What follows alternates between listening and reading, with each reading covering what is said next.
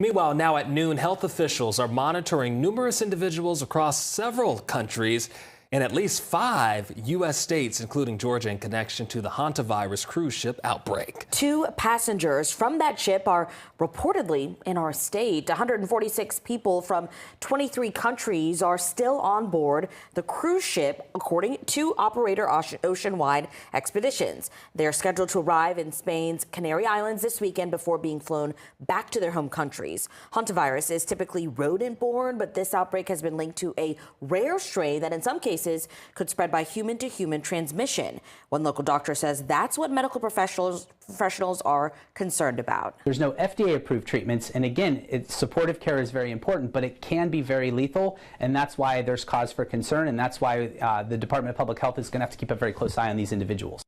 Symptoms initially would mimic flu or other respiratory infections, but can develop into hantavirus pulmonary syndrome, which causes significant bleeding in the lungs. However, the World Health Organization says there's no evidence of a widespread transmission risk.